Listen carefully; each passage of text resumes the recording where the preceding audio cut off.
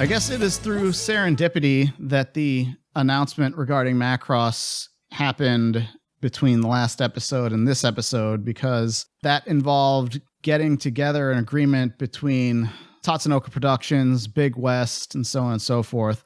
It is not the only time, however, that they have collaborated to make anime before, because this episode we are finally going to review the thing that we said that we were going to review back in show 183, 2 years ago or thereabouts, when we had Sean Kleckner on as a guest. Sean Kleckner of Right Stuf Anime, who has been our sponsor for quite some time. And this is his favorite series of all time. He mentioned that in his interview, and it is a very commonly held opinion, especially for fans of a certain era. The show in question is from 1993, and it is called The Irresponsible Captain Tylor. So no pressure on us, right? No pressure on us to not get the sponsorship from Right Stuf rescinded permanently, because we did not do proper justice to this highly beloved series made by lots of big luminary folks in the anime industry that was hugely influential on American anime fandom at the time and since, and we'll get into that in just a bit. But before I do so, I'd like to convey something that I didn't know at the time when I first watched this. It is an adaptation of a light novel series by a guy named Hitoshi Yoshioka. Try and say that 3 times fast when you're 13 or 15 or whatever. We didn't even know what light novels were at the time when we saw Captain Tylor. Nobody back then really knew that, oh, it's based on light novels. The light novel series was known as The Most Irresponsible Man in Space. That's the original title of it. I feel like maybe they should have kept that. Well, they made some alterations, and we'll get into it. That's a very long, as light novel series tend to be, very long-running series of books for which there ended up being a bunch of sequels and side stories and things like that that have gone on for years and years and years. But the anime got its title because the first book in the series was called The Irresponsible Captain Tylor. That's the reason why. But yeah, like those light novels came out. You'll never guess that these light novels started in the late 80s. It's a joke, obviously, because it's like an extremely emblematic of its time type of production. And for that, it was unlike anything a lot of people had ever seen before. It's directed by a guy who we've talked about quite a few occasions on this podcast, Koichi Mashimo. We talked about him when we talked about The Dirty Pair, because that's sort of the first and foremost thing people should hopefully think about when they think of Koichi Mashimo. He did the movie. He did the Project Eden, yes. But he had some involvement in other parts. But yeah, his primary thing is Project Eden. Then in show number 150, we reviewed iCity or Love City, which is a incredible movie that is lost to time. Where's the Blu-ray restoration of iCity? Where's the license rescue of iCity? I think the world needs I want the DTS version of that song going through my speakers. If the brute shall runs after you, he's got holy power. He's a man. He's a special man, he's a psychic fighter. Fighting for justice, for the peace of our lives every day. And I call his name when in trouble, he'll be there to save you.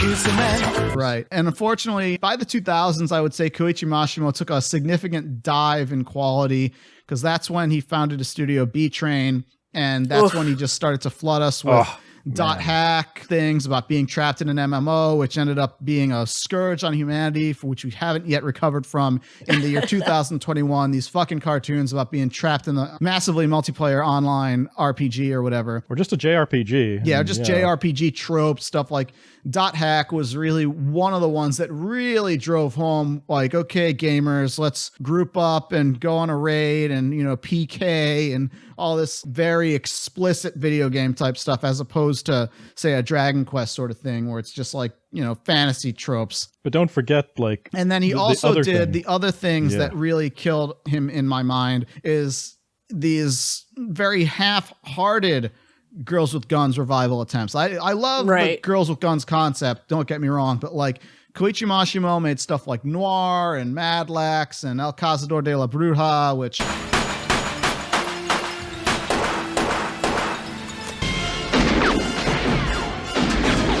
all these things that they really should be a lot better than they are, but the action really isn't there.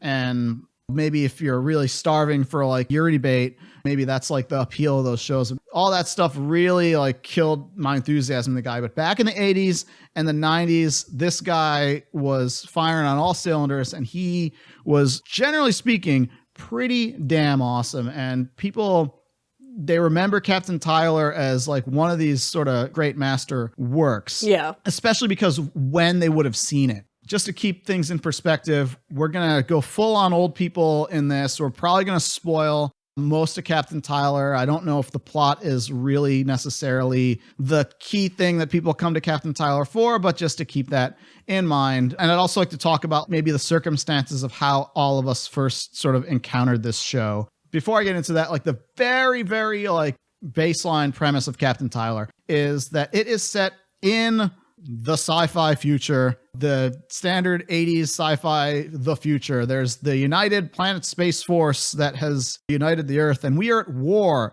with an alien race known as the Ralgon. And the Ralgon look exactly like people and speak exactly like we do, or a language, whatever they're talking, but they've got like little pointy elf ears. Some of them do anyway.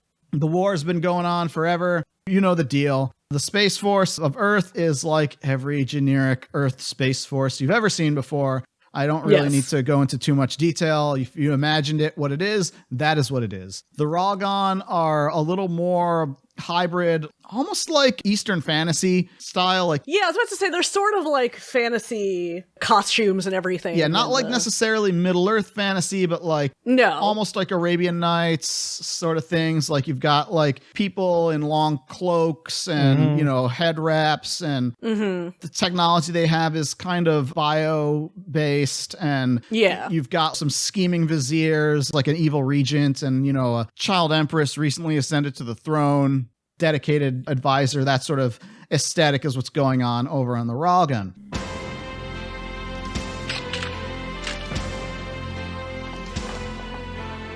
神聖ラールゴン帝国皇帝ゴザ16世として皆に命を下す。世の名において我が帝国は先帝の仇リア式惑星連合宇宙軍に対し正義の鉄槌を下さん。Amidst all this, one Justy Ueki Tylor, who is a 20-year-old drifter, slacker, doesn't really seem to give a shit about much of anything. He hails from wherever. His weight doesn't matter. And he just kind of bumbles his way in, says, I'm going to enlist in the military because I saw an ad where a cute anime moe girl told me to sign up for the armed forces.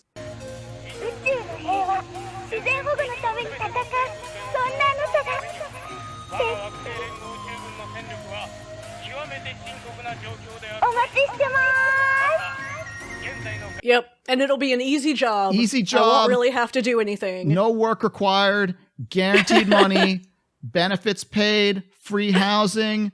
Which is the weirdest, like, idea to have about the like, put military. yourself in the line of fire. Like, you don't know if you're going to get a desk job or not. He's 100% sure that everything is going to be fine. And through a variety of I guess it helps that it's like the most like lackadaisical military that apparently has like no basic training. No. Yeah. For all the light novel reputation of being like about world building and lore and stuff like that, this is not really a military decorum sort of environment. No.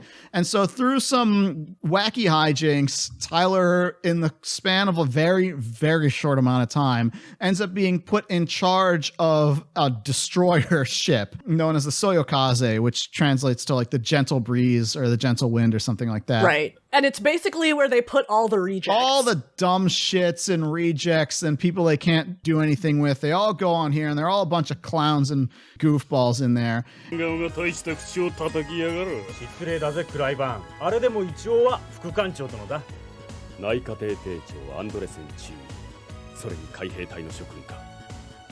心しておきたまえ。礼節をわきまえてこそ真の惑星連合宇宙軍の軍人というものだ。間もなく到着される新艦長に対して、そのような不遜な態度はくれぐれも慎んでもらいたいものだな。いつまででかい口を叩いてられるか楽しみですな、艇長殿。And so Tylor kind of goes in there and does a bunch of very highly unorthodox things and succeeds beyond all expectations. Right. And so it's like, is he a genius or is he just the luckiest idiot? And so all the comedy is like him doing like these very dumbass things that work out, much like how the Dirty Pair are like, hey, they didn't mean to do a genocide. They just kind of accidentally murdered everybody on the planet. But whatever, no biggie. We're still gonna be very vain and like not particularly concerned. That's the comedy of the Dirty Pair. Next episode. And so similarly, the comedy of the Irresponsible Captain Tylor is the equivalent of Dr. Samuel Hayden being like, you can't just shoot a hole in the surface of Mars. And it's like, I'm just going to shoot a hole in the surface of Mars. It'll work out great. That's the spirit of Tylor, is like, all right, yeah, we're just doing this. Who cares what the regs say or whatever? To the exasperation of the people underneath him. And then meanwhile, the Rawgun are just like dumbfounded. It's like, my God, this Tylor's a genius. I've never seen such bold strategy being undertaken. And of course, you've got the couple people on the Soyokaze who actually are kind of competent, who are mainly there to be like, what the fuck are you doing, Tylor? Right. That's like very key to like the comedy. Yeah. As we learned from like the attempt to reboot the Ghostbusters, you know, where they had just everybody be like a zany, wacky lunatic. It's like, no, you need somebody to be the straight man, so to speak. And this Someone one has to be Egon. And so in the case of Captain Tylor, even though there's a bunch of people on the Soyokaze, the two standouts are Lieutenant Yamamoto, who is very much like your Inspector Zenigata, Klaus from Eroica, stuck up by the books military man who is like overly naive in some ways and just is progressively driven to exasperation. That's why you know, Yamamoto, like again, just 100% following the regs, and he wants to be put in command, and then this idiot becomes his boss, and you know, he has to do all the real work, and Tylor gets all the credit, and he just starts getting very, very frayed and exasperated and what have you. And then there is the intelligence officer, Yuriko Star, who is the lady in the military who is also like Yamamoto, like saying like, hey, that's not how it's supposed to be and whatever. And Tylor is like, it'll all be fine. And she just starts, you know, getting exasperated and what have you. どうするつもりですか、艦長。面白そうだから、僕たちもクーデターに混ぜてもらおうよ。タイラー艦長。彼らは艦長に対して反乱を起こしたのです。あなたは彼らの敵なのですよ。敵？僕は敵じゃないよ。艦長！そんな艦長の無責任さがあのような事態を招いたのです。And because this is in the late 80s, early 90s, and it's Japanese, there's going to be parts of Tylor that don't age particularly well if you've never seen the show before and are coming back to it now. And I would say the majority of that has to do with Yuriko and the interplay that she has with Tylor. But let's go back before we really get into brass tacks specifics. Who remembers when they first saw this show? Did you first see it through fan sub or did you see it through the commercial release? I saw it through the commercial release, but I did not see it through the VHS release. Okay. I actually, back then, this was, I think, early 2000s. Right Stuf wanted to put it out on DVD, but they weren't sure about what the interest was, and so they put out kind of what we would call like a Kickstarter campaign today for Captain Tylor. And I was part of that. I still have the t-shirt that says, I made the Captain Tylor DVDs happen. And I should post a picture of that. Yeah, I don't think I saw it until after it was out on DVD. But yeah, that's how I saw it. I'd heard about the show. I'd heard it was a pretty good show. And so I was part of that campaign. I had seen it a little earlier than you guys because I had first seen it through bootleg VHS fans. Not really fans because they're bootleg. You know, I could tell from the subtitle font that they used through Anime Club. Because this was, for a period of time, this was one of like the top things that like across America, like, you know, if there was an anime club, people were watching Captain Tylor and people loved that show. I had seen the show, I think, either because I had rented it from the video store or because I borrowed it from the Anime Club tape library or what have you. And so when they first licensed this show officially in 1997, which was the 10-year anniversary of Right Stuf as a company existing. Sean Kleckner tried something that no anime company has ever done before, and no anime company ever did again. And it's not necessarily because it's a bad idea so much as it became obsolete. Here's what he did. They offered a fan sub amnesty program for Captain Tylor, where the idea was you'd send them your fan sub VHS tape and they'd give you $10 off the price of the retail. And so I actually have like the quote from Sean that he said at the time.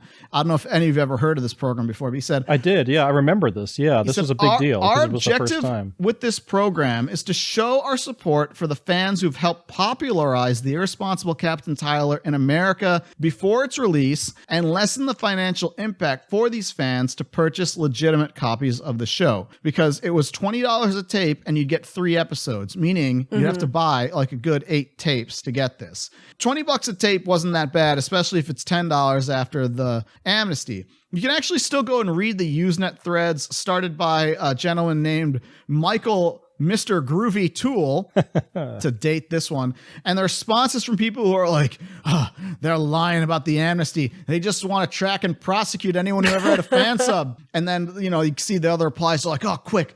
I got an idea. Let's run 10 copies of the same fan sub on really cheap ass tapes and then send them all over and each one of us gets the $10 off. Because, Usenet fucking people, but like fucking Reddit precursor.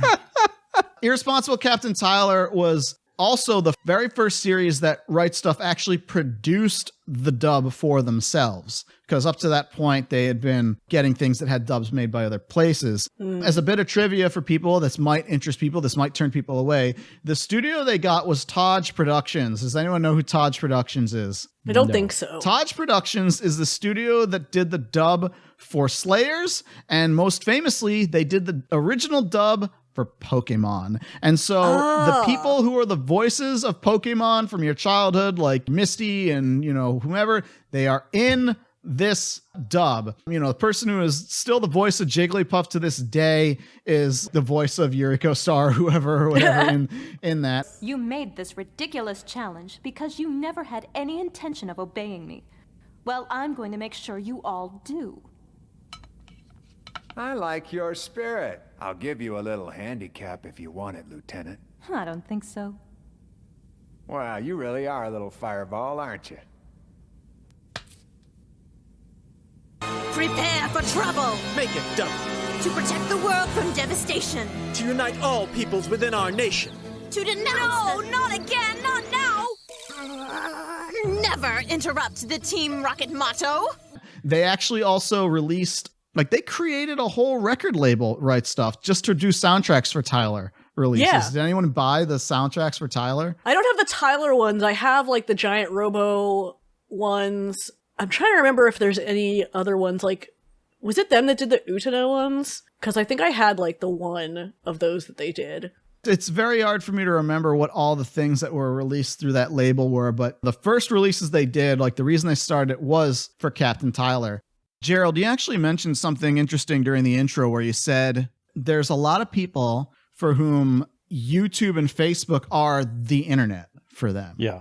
It was a very different landscape over 25 years ago. In the mid-90s, early days, the World Wide Web was just starting to be invented. Nowadays, when people think about the internet, the World Wide Web is usually the entirety of the internet that they think of, such that Internet Explorer or an internet browser, you call it that. Really, it's a web browser. There used to be other things that people used as part of the internet. There was Telnet and, all this kind of stuff like that. But the place where the largest communities for fan interaction was, especially among anime fans, was a thing called Usenet. Yeah. Usenet still exists today. It's used almost exclusively for media piracy of files. But at the time, the primary function of Usenet was for me to download pornography and UU encoding. But they also had discussion boards.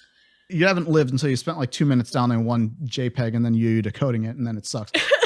Yes. The internet wasn't defined as being just something you launch in a browser. This was during a time where there was no Wikipedia, there was no ANN Encyclopedia, there was no Internet Movie Database, there was no My Anime List, there was no Google. There was still not really even search engines. You know, the ones that were around, they weren't really viable. Yeah, I mean, like what? When did Ask Jeeves start up? Oh, that was late 90s. And then like before then was like Yahoo, which was InfoSeek, Right. Lycos, stuff like that. And none of them were really truly viable because they could only index a tiny fragment of what was out there.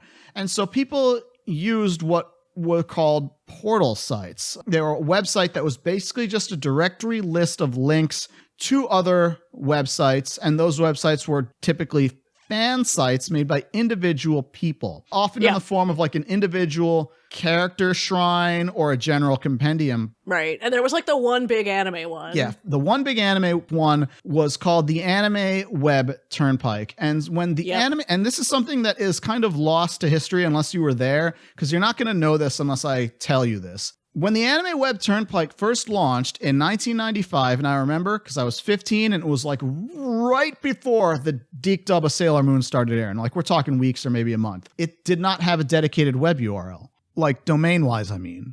www.anapike.com was not the address that you would enter. That didn't happen for about 2 years of the Anime Web Turnpike's existence. Originally, the Anime Web Turnpike was hosted on a server that was part of the bioscience department at Ohio State University. Because the predominant face of anime fans in the US back then was college guys, most typically STEM majors, most typically computer science types. Why? Because high-speed internet did not exist in the home yet. Web servers would often not be dedicated things in a hosting company, but part of a university server or what have you. To be able to access the internet, most people needed to be in university in some form or fashion working with computers. And so the original URL for the Anime Web Turnpike, I've got it still written down. It was this: http://soyokaze.biosi.ohio-state.edu/jei/anapike. In other words, it was a subsection of J. Fubler Harvey's personal webpage, because the Internet Archive Wayback Machine is not going to tell you this. It doesn't go back that far. It didn't exist yet. Yeah, I don't think I used it before they had the dedicated URL. I remember that URL. I remember the Soyokaze part. It had a mirror in Finland. And so I remembered that Ryan Gavigan, who we've had on this show a couple times, his email address used to be Gavigan@Soyokaze, et cetera, et cetera. So I reached out to him. I said, what was the backstory on that? Where did it get the name? And here's what he told me. He said, basically, a guy who was a big fan back in the day would visit Indy, Chicago, etc. He was the sysadmin on staff at OSU. And so he had the pull to create or name servers however he saw fit. And fans, especially in that area of Ohio, were real big into Tylor at that time. And so my email address and other email accounts were created as a favor to friends who had lost their free university accounts because they'd left school wherever they were.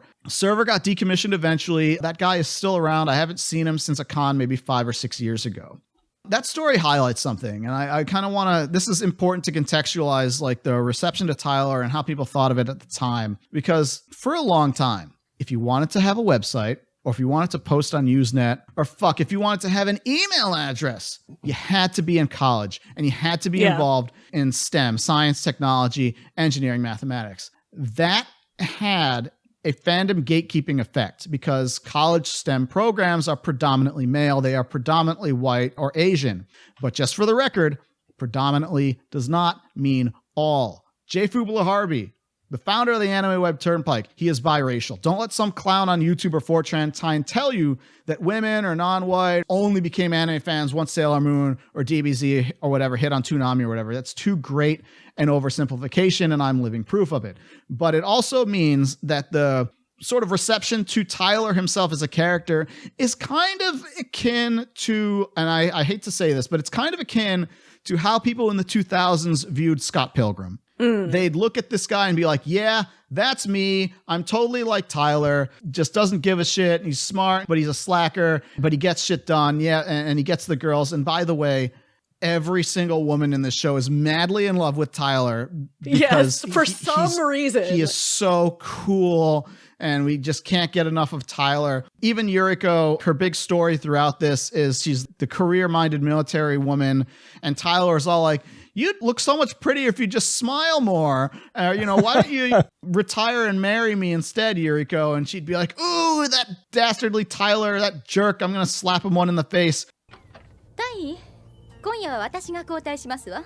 まだ館内のセーフティーチェックが残っていますから。しかし、スター少佐は昨晩も。軍に入った時に男性と同じように仕事をする決意をしています。ご心配なく。But I love Tylor, and so that's kind of the trajectory of her character. And, lighten up, Yuriko. Quit being such a bitch just because you're like, hey, maybe we should enforce military protocol on our military vessel. 外見だけで判断しないでください。まるで風紀だわ。なんですって？艦長、この格好そんなにいけませんか？いや、よく似合うよ。 Maybe somebody should actually clean up this pigsty of a ship. Why do you got to be such a humorless drag, Yuriko? And so, yeah, that is sort of the thing about Tylor. In the light novels, and I hear conflicting things about this. Supposedly, Tylor was like close to his 30s in the source material. I don't know if that's 100% true. They explicitly change his age to 20 in this. And I think the reason is because of something that happens in the second half of this series.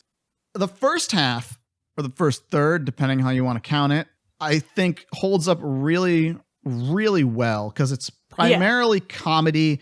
It's all about like Tylor finding himself in some absurd situation and seemingly not realizing like the gravity of what's going on and doing something kind of dumb and all just kind of working out. Like the example I'll give is like he's inadvertently put in charge of the Soyokaze because he's like a goof. They're like, we're just going to warp out somewhere. And they warp directly into the path of the enemy fleet that outnumbers them like 4 or 5 to 1. And so everyone is like, we've got to go to battle and take evasive action. Tylor's like, actually, I surrender. And everyone is infuriated at Tylor, and they're all trying to haze him throughout, but he doesn't realize that he's being hazed. And so the enemy commander comes on board, and Tylor is such a sycophant, kiss-ass suck-up to the Ragon. And he's like, oh, we love you guys. Thank you so very much. And everyone is like, Tylor, the Ragan have never taken prisoners. They don't do that. They just kill people or whatever. And he's like, don't worry. It's all going to be fine. Here, have this gift. And he hands them a present that the unruly batch of Marines, who are some of the best characters in the show, gave to Tylor to try and scare him off because, no one who's a commanding officer lasts more than, this much time on the Soyokaze because they just can't handle it. And one of the guys who's a Marines looks like a Fist of the North Star mohawked thug. And then one guy's got literally a Jason hockey mask and his name is Jason and he has like a chainsaw. All these miscreants. And so they're like, all right, we'll show these idiots what's what. And they leave like a present for Yamamoto in his quarters. 彼らも惑星連合宇宙軍の軍人だ。口は悪くても心の中はすがすがしい。たとえ艦長は無責任でも彼らのために私が頑張らねば。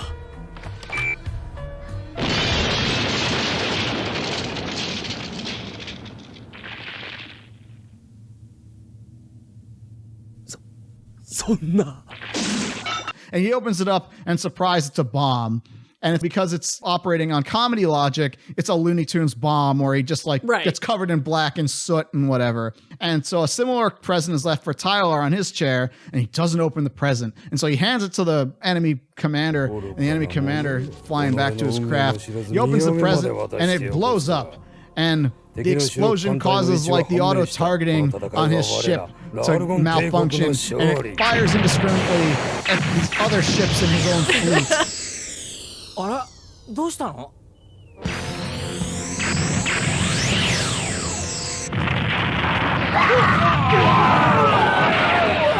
砲撃管制装置に異常発生。自動砲撃解除不能。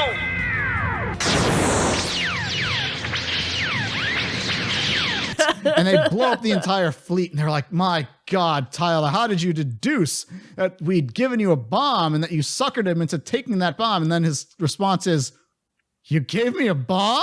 I didn't know that. Wasn't there like another one where they like ran away and then warped somewhere, and then it was like conveniently in the middle of like this like solar flare or something, and then like the enemy fleet ended up getting blown up. And they're like, oh my God, they used the terrain against us. We thought we had him, but he was leading us all along. Incredible. And really, he's just like, randomly go here, you know, whatever. Like that stuff that happens in the beginning half of the series is phenomenal stuff that like holds up very well. Animation is great. Designs are good. Music is Kenji Kawai, who did so many classic anime soundtracks. And I think kind of where like the series takes like a turn is right after, like, Right Stuf, for full disclosure, they sent us check discs of the Blu-rays of the set because the Ultra Edition of Captain Tylor comes out next month. I gotta tell you, the show looks incredible on Blu-ray. Really, a lot of detail went into this, even when they were making it back then. And so it is definitely a good upgrade over your DVDs. Translation seems like it's exactly the same. I spot checked it against my old DVDs, and I will say that some of the fixes that they made back in the old days of the DVD to like, most specifically like the eye catch, which like cycles through everybody in the cast in the span of about like 5 seconds or something like that. Back in the day, Neil Nadelman had to like frame correct that one at a time to like fix the spellings of the names. And it turns out nobody wants that. And so the version on the Blu-ray that you get now is the original. Right, because like Japanese. Tylor is spelled Taylor. Yeah, Taylor. Like T-A-I. T-A-I-L-O-R, like kind of like a, you know, gonna build you a suit. No, his name is Tylor, T-Y-L-O-R. Another unusual spelling of that name, but not unheard of. Yeah. But yeah, there's no changes to the video in this one. It's pretty much a match for the Japanese release, and I don't think anybody minds. But hey, back then, nobody knew. Like, we just talked about Green Legend Ron last episode, and we talked about how Pioneer would, like, redub the songs into English and stuff, and everyone was like, that's the way you have to do it. Well, Tylor, it's got an English redub of the theme song, because it's like, we have to redo the song, and that's part of, again, why they had to make the record label, etc. for it. Turns out you don't really need that, but it is there. Yeah, I remember when you used to have like every show had that English version of the theme song. There's 3 tracks, I think, English, Japanese, and a Spanish audio dub of Tylor that are included on these Blu-rays.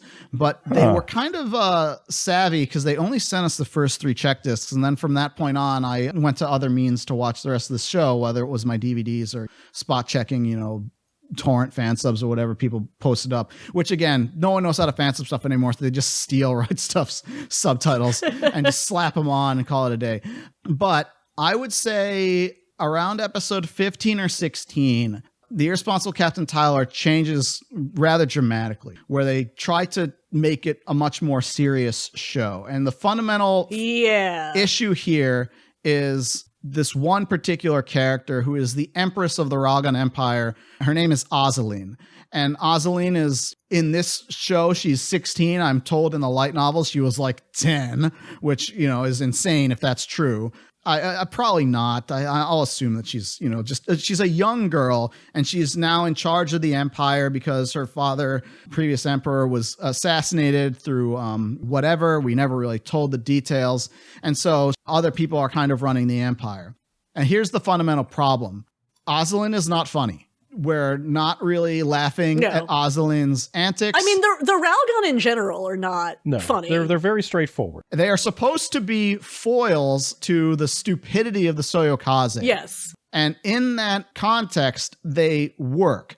But once you start having it be, hey, let's feel sorry for poor Ozaline-chan and how sheltered a life that she's had to lead, and Tylor ends up being taken prisoner and becomes her friend, and because he's Tylor, she falls madly in love with him. Did I mention that she's 16 and he's in his 20s or maybe 30s in the original source material? We're not going to concern ourselves with that because that's the direction this show is going to go.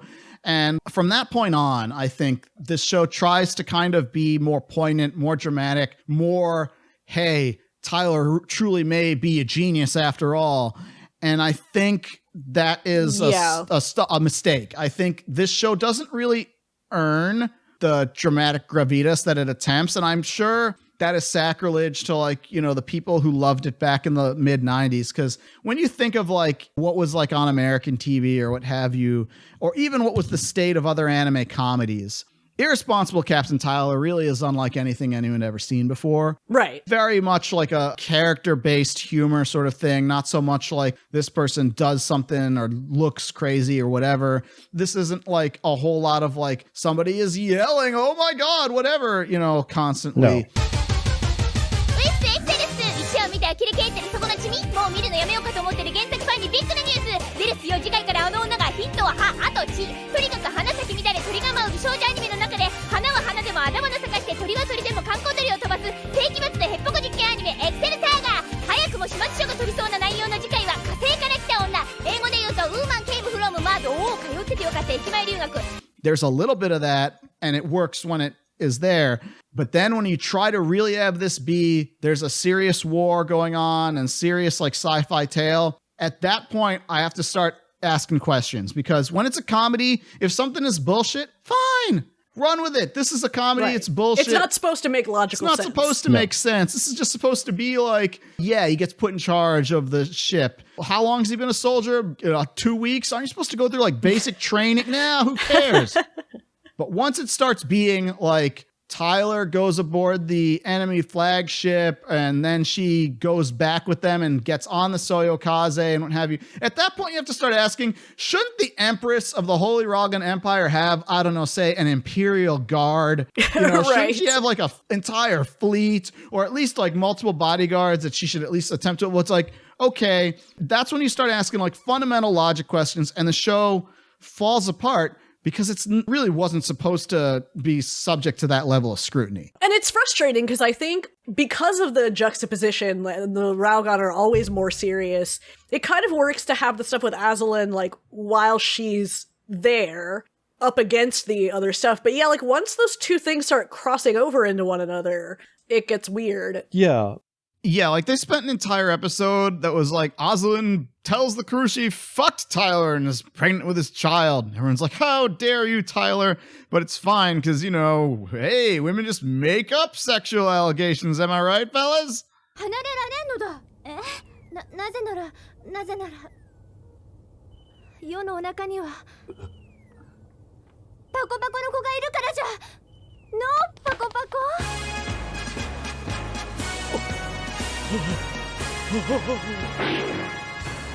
皇帝陛下のお腹に艦長の子か。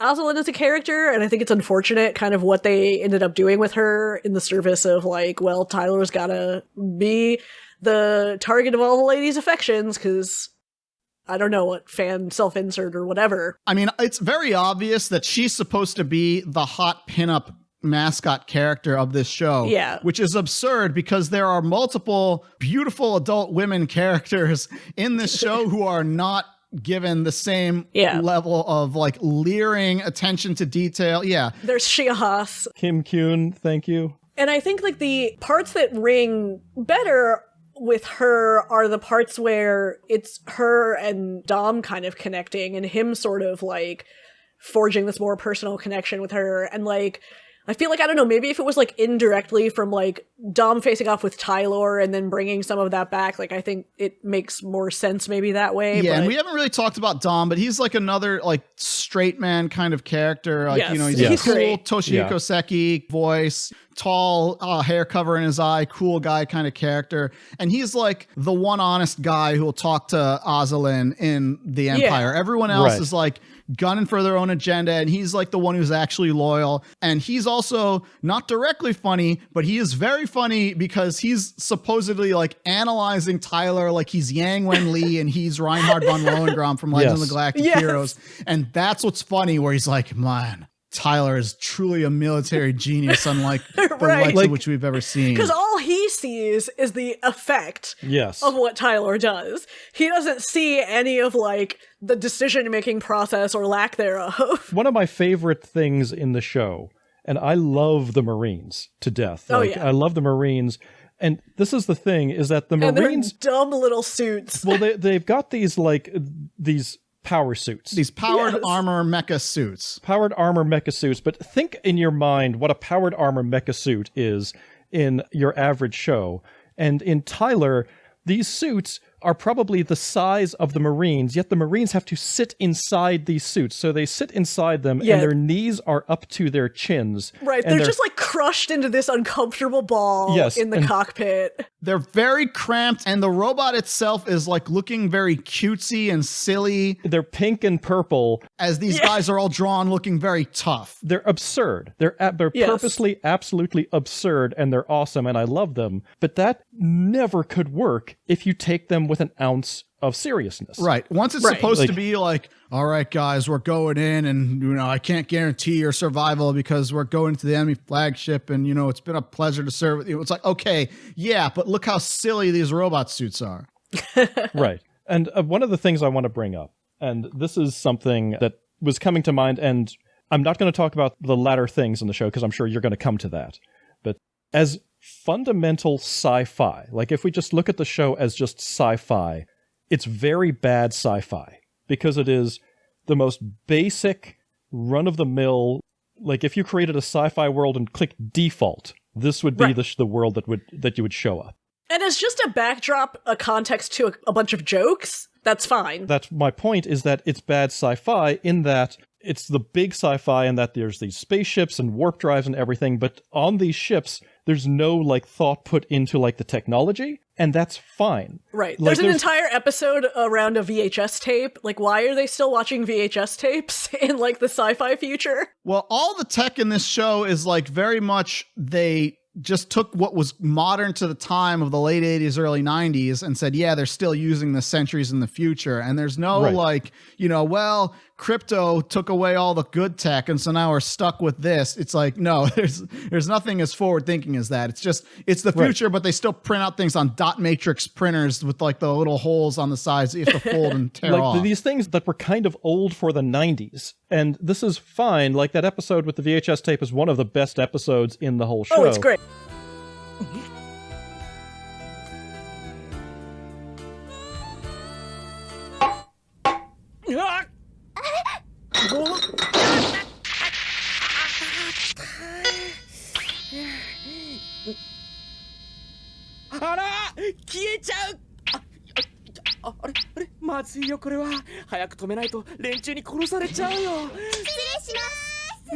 It's fantastic, and it works because Tylor is, again, a full comedy show at that time. Well, no, that episode with the VHS tape was a lull in the seriousness, because remember, Oslin was on the ship and she's hiding behind there watching it. That's true, yeah. I forgot that was the framing of it, because all I remembered was Tylor can't get the porn tape out of the VCR. and I forgot about the framing of it, but after that whole bit with Oslin, the show mostly delves into trying to be serious, and there's maybe 2 or 3 really good comedy moments after that. Yeah. The problem is that all of us misremembered how goddamn long this show actually is. I don't know if I had ever seen the OAVs, and that adds a whole another 10 episodes onto it. Yeah. I did see the OAVs, and I completely forgot everything about them until we started watching them again, and then it came back. Well, and I can see why. I was like, yeah, we'll get into it. I know we've sidetracked you twice, Gerald, but what was the main point you were going to finish up there? You guys kind of covered it. It's fine, but these things aren't scrutinized when the show is like a comedy. But when the show is trying to be serious, and people are sitting down at CRT computers that were old for 1996, this stuff stands out a lot more. It feels like you said it opens itself to more scrutiny when the show takes itself more seriously. So, for example, if there's an episode afterwards where they return Oslin unharmed, and then the military is like, hey, you just committed treason against the Space Force because you could have ended the war right there because you had their Empress captured and you let her go. We hereby sentence you to execution. And then the plan to rescue him is to invade a military base, and there's no security or alarms or anything like that, even though you're running. It's okay, if it were funny, that's one thing, but this is supposed to be trying to sell us that this is flying by the seat of our pants kind of light comedy, and it's not anymore at that point. You've kind of crossed the Rubicon, there's no really turning back. Right. And granted, the episode after that is one of my favorites, where it's okay, we give you command of the entire fleet, Tylor, and what are you going to do? It's straight ahead. Like that one is a phenomenal episode, but it's the last great episode, I think. Actually, no. I wouldn't say that like that second half is like uniformly bad. No, it's got its good moments. And I think the final episode ended on a very good joke, very Koichi Mashimo style, very Dirty Pair sort of gag that it ends on. And in my mind, I always like remembered it, the whole series kind of ending on that note. I know the OAVs had stuff that happened afterwards, but I just always vaguely remembered only liking like a little bit of the OAVs. And then when we saw this time, I was like, oh my God. I would actually go as far as to say that I think the first OAV, the first two, which are kind of, if you want to call it, that would be like Tylor the movie, basically. I think that is the last time that we really see Tylor, because there are some of the best funny jokes parts in that first two OAVs, absolute. Yes. And I feel like that is the effective kind of end of Tylor in the tone that we would be familiar with. As the irresponsible captain. Right. Yes. The guy who's just like kind of screwing around, but maybe he's smart, maybe he's just very fortunate. That's kind of the end point of it. And even narratively, I feel like it ends the character interaction. Right. I can see that. They didn't think well. so, I guess. And well, here's what happened. The TV show was done by Tatsunoko. We talked about that at first. And then afterwards, they did about 10 OAV episodes. And those OAVs are done by, and I think the Fate fans will understand what I'm getting at when I say this, they were made by a different studio, and that studio was Studio Dean. And Studio Dean has a reputation of being like the cheap, crappy studio. And I'm not going to say necessarily that these OAVs looked cheap or looked crappy, but I will say that they are dramatically different from what we've seen prior to that. The character designs are quite different. Yes, the character designs are very different. The animation is much more workmanlike. Even the mecha designs are changed. The real problem, though, is it's the source material. It's these light novels, because apparently all of these things that we saw in these OAVs were side story light novels that happened. Oh God, really? And the problem is twofold. One Even is, the one that's like, we're just Macross Plus now? Yeah, that is absolutely one. That episode was so crazy. The Samurai of Space is a light novel. It is just Macross Plus. It's just an episode of Macross Plus with one Tylor character, yeah. And everybody else's characters you've never seen before or since. And the idea is not bad on paper of, hey, there's a bunch of characters in this show and a lot of them just really didn't get time. And so let's give these characters a spotlight. The problem is they're effectively Naruto filler because nothing is really developed about these characters in their episodes that are about them. It's just kind of the same stuff and you don't really get like a new facet of them or any insight into what they're about. It's just stuff. Right. And then they still leave out some of the ones that got the least time in the show. Like, where was the Katori episode? Right. And there could have potentially been, because, again, I was a big fan of Katsuri. Katsuri is like the helmsman of the Soyokaze, and he is just always like unflappable, always keeping his cool no matter what is going on. And why he's also the one that, like, realistically, like, why is everyone into Tylor and not him? And not this guy, because he's like the attractive guy, everyone is kind of, but he's particularly drawn like, he's a pretty boy character. Until the movie, we find out his dirty secret. Well, no, his dirty secret was the joke in the end of the last TV episode, which is a phenomenal joke. But like he's always like paired with the communications officer of the helm, Kim Kyunhwa. I can't really pronounce her name right, but she's like explicitly drawn and like depicted as like this woman is beautiful enough to be a fashion model, and she's kind of like a bridge bunny for Macross. And she's usually has like no real interplay with people other than Katsuri, and it's like I feel like they could have had an episode where they like got to do some stuff, and it never really happened. I mean, there's that one episode where it's like she and Yuriko have some interaction, right? But most of the interaction is about Tyler's one outrageous dude. He's totally in my face, It's that kind of interaction. Right. And so these OAVs, after the first two, I would say 6 of them or whatever are supposedly these side stories about other members of the crew. And I really feel like, man, what happened to the jokes in this cartoon?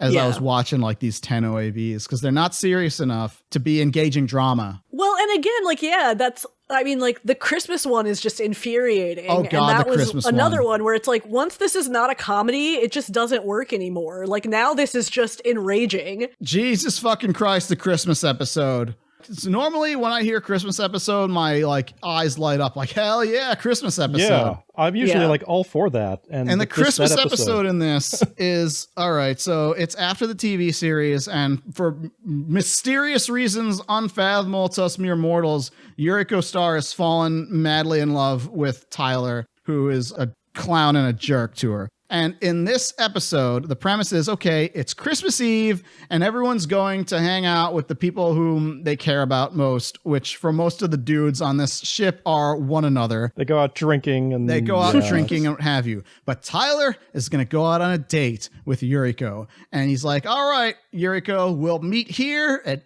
7 or 8 or whatever it is. 7 o'clock. Yeah. And because it's so funny and wacky, Tylor forgets that he's got a date on Christmas Eve with the girl whom he loves the most in the world. And the reason is because he is derailed by a small shiny object. There's an annoying kid who is running around, and maybe there's also, a bomb threat. And I guess he decides he needs to get drunk with some homeless people. And they keep cutting away to Yuriko sitting there alone on a park bench in the snow. For like 5 hours. For 5 hours.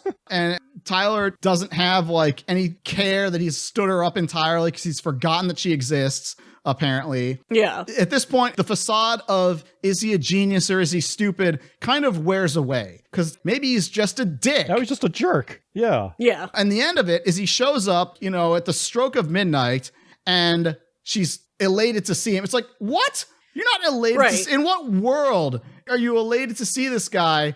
You're thinking, oh, maybe, it's a world where they don't really have cell phones or whatever because it's such antiquated, you see payphones, whatever. And then you see people using cell phones.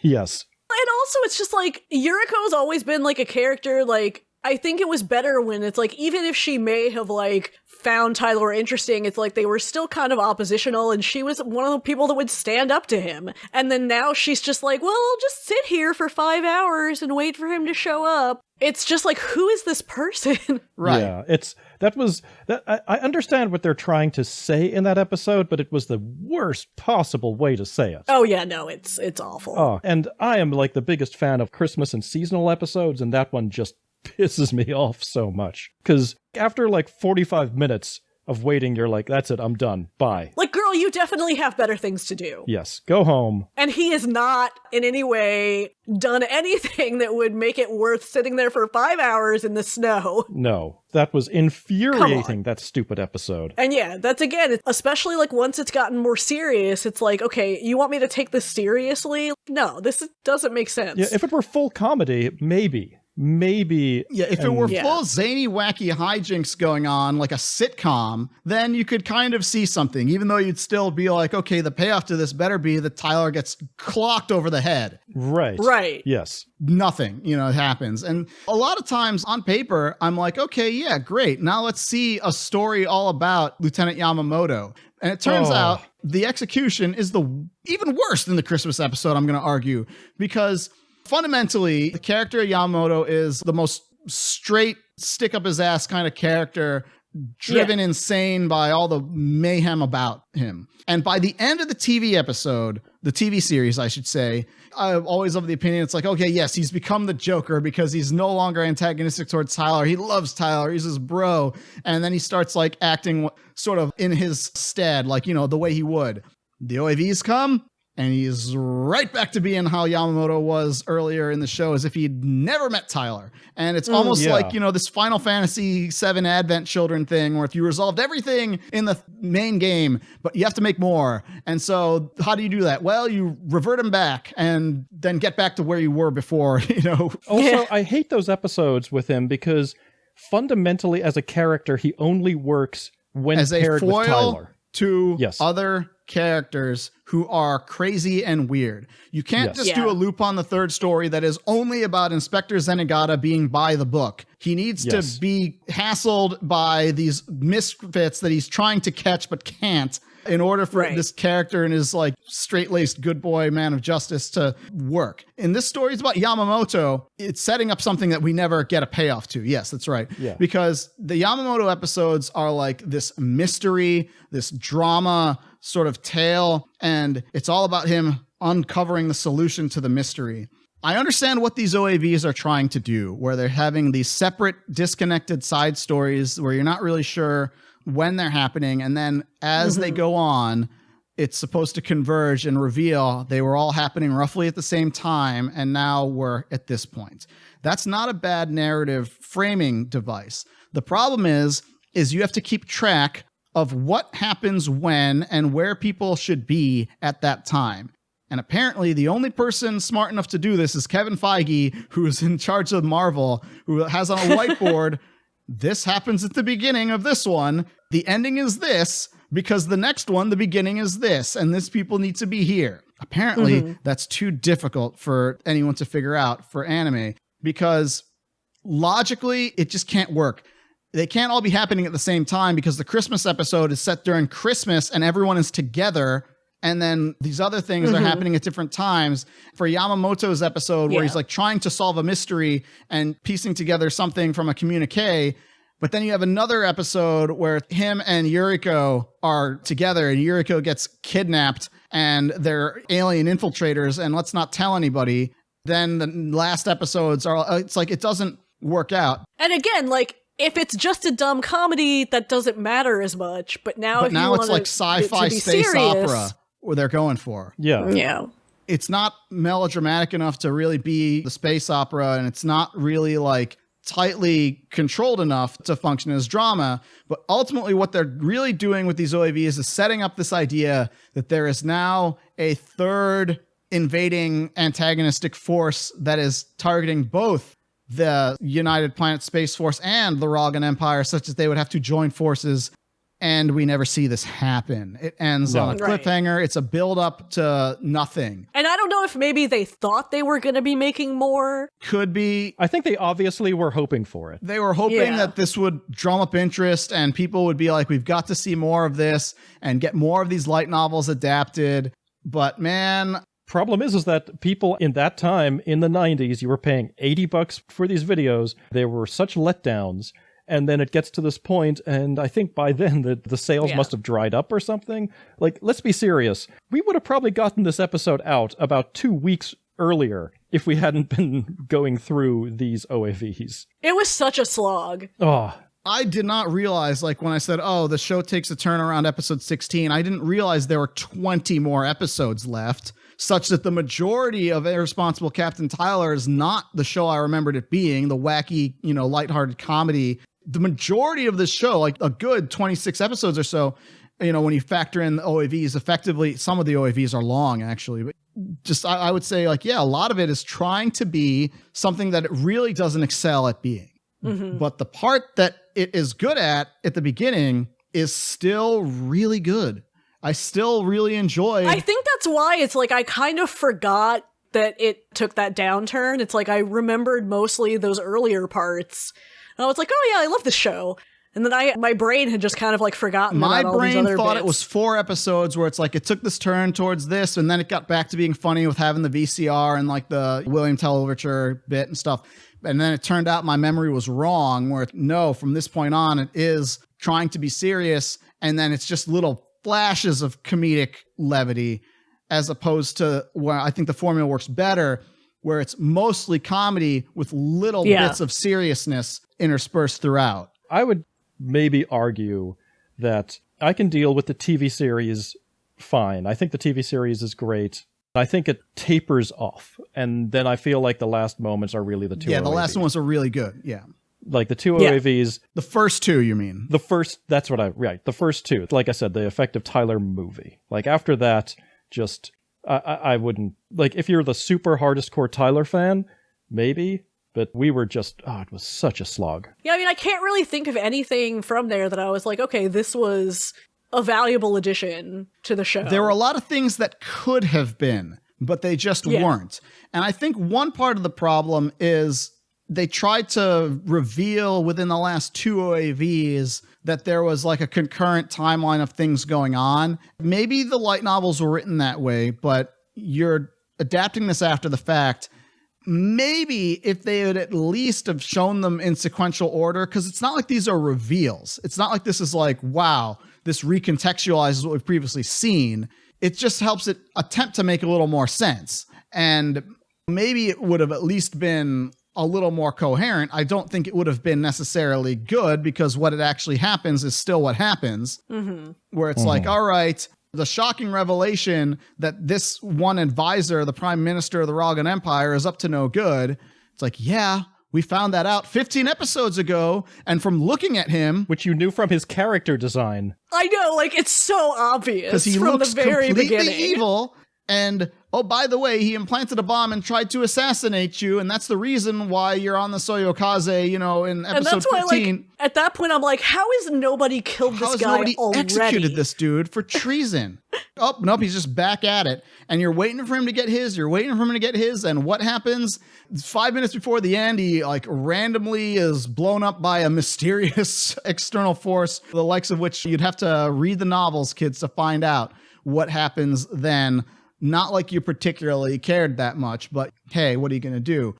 I am conflicted about this show, but I can see why people loved it. It was definitely a breath of fresh air at the time, certainly, but it has been like over a quarter century since this show. I would say of the comedy parts of it, the first 15 or 16 episodes, 85-90% of that holds up today. And a couple of things like, okay, it didn't age so well. The drama parts, like, it's just too rote. It's too not tight enough to be like as solid a package as like you would expect if you want to go in that direction.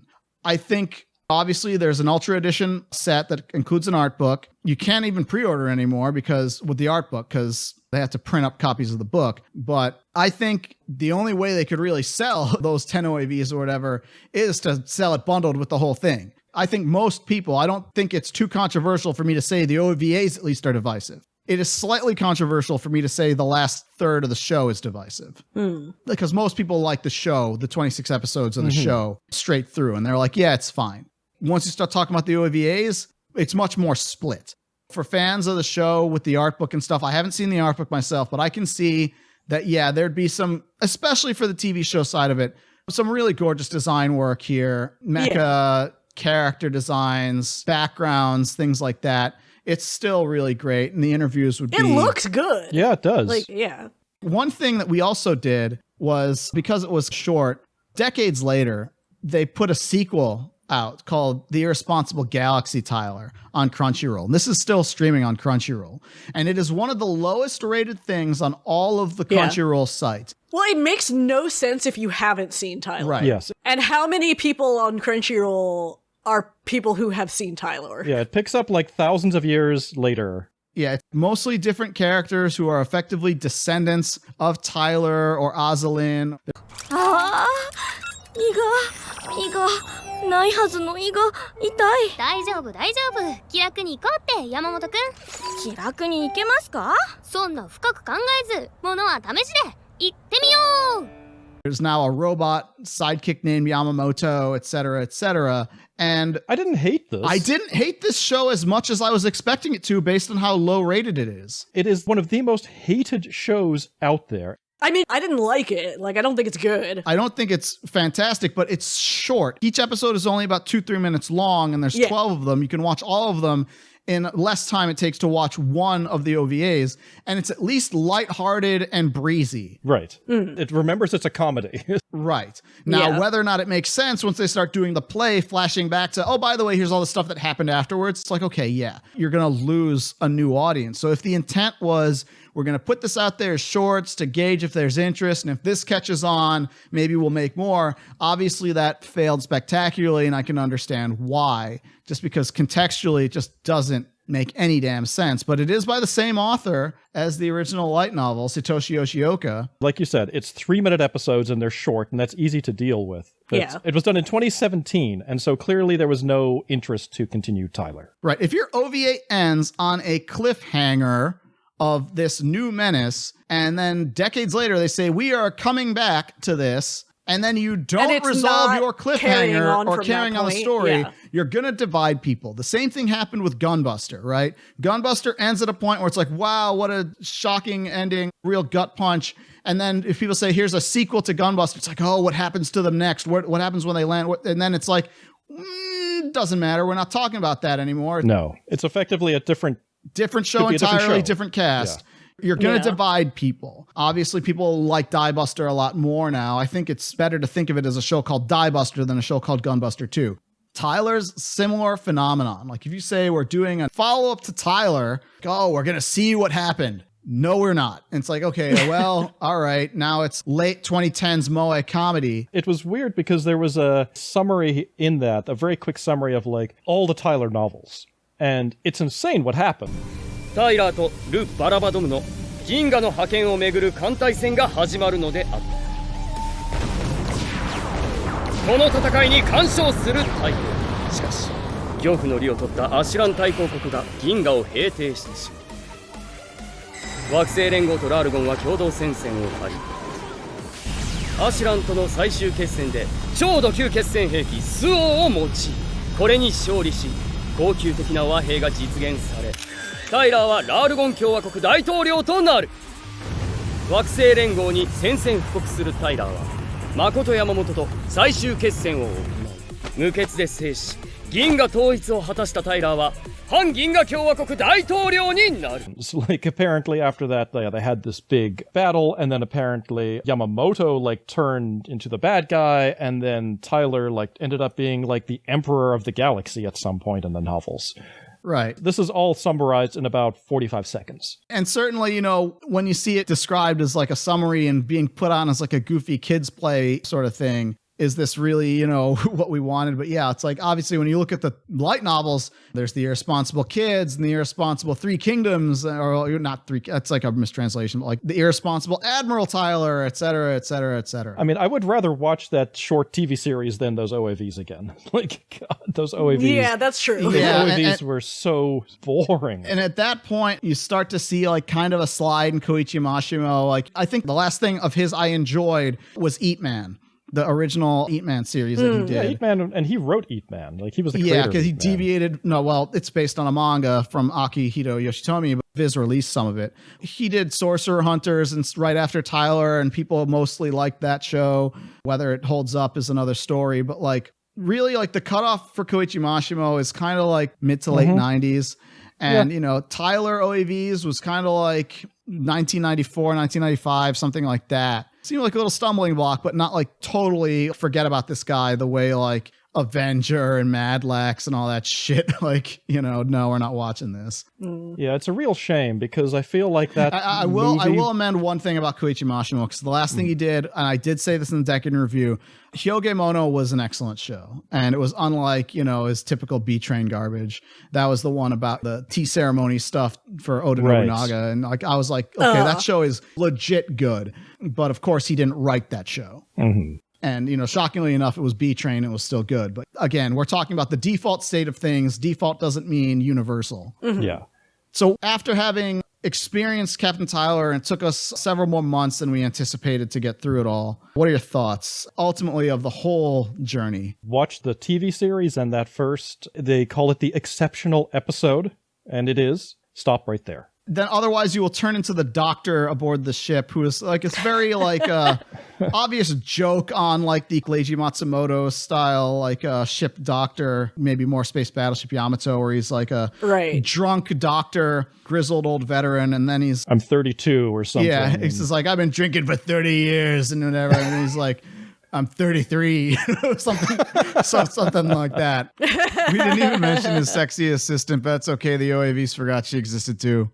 Yeah, I mean, I think I would probably agree. Like, I think even though a lot of stuff near the end of the show is kind of like whatever, or it starts to slide, there are still good pieces of it at that point. But yeah, there's still definitely parts of it that don't age super well, but I think overall it's still pretty funny.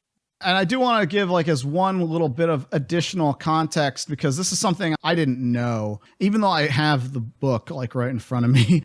In the Anime Encyclopedia entry for Irresponsible Captain Tylor, Helen McCarthy and Jonathan Clements, they say the character Tylor, Justy Ueki Tylor, is so named because he is a cartoon version of the character named Hitoshi Taira, the protagonist of the 1962 live-action movie Japan's Irresponsible Age. And the name of the actor who played this character was Hitoshi Ueki. So if you say, I'm Ueki Tylor, it's a throwback to this satire on this like Japanese salaryman culture things, where the premise was like this dumb as shit who always manages to like come out on top and gets his promotion, and stupid accidents fall on lucks into like some important thing by he's goofing off.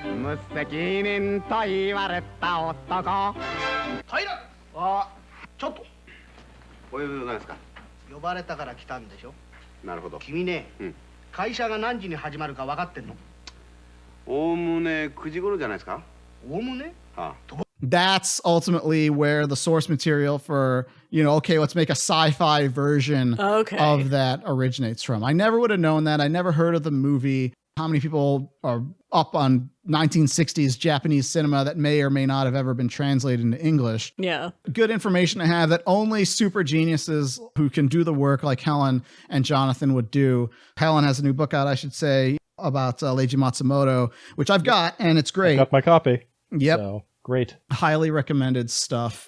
Yeah, I would say the move they need to do is get this original series up on streaming. Yeah. Because I think, it's great that there's a Blu-ray option for the mega fans who've been in it as a foundational part of their teenage years or early 20s to love Tylor, and nothing can take that away from you. But the average person is not going to drop $150, $200 on a show they've never seen before. My guess is the way Right Stuf typically operates is there'll be the fancy limited edition, and then there'll be the regular edition. That's going to be much more affordably priced. And then a stream may or may not happen now that, with the Funimation situation, Sony situation being what it is. But hey, Retro Crush might be a place that this could go up on. That would be great. Yeah, that'd be perfect. That seems to me like that would be the best spot for this show to get a new audience discovered. And again, I do think that there is a lot about the show I like, and it's not just because I saw it at a time when everybody was into this sort of thing. The original framing of the show, where it's kind of treating itself like it is a TV show, because like for each next episode thing is like utilizing the finest in picture and sound, and the opening credits is like this hybrid of live action animation where it's like showing like a filming of things taking place. That aspect of it kind of gives you the Mystery Science Theater, like if you're wondering how Tylor eats and breathes and other science facts, just repeat to yourself, it's just a show. I should really just relax. Though now that it's on Blu-ray, every time I see the opening credits, my eye notices the incredibly freaky mutant-looking child in the scene where Tylor's running and down the hospital aisle and does the naked jump kick. Yeah. What the fuck is that kid?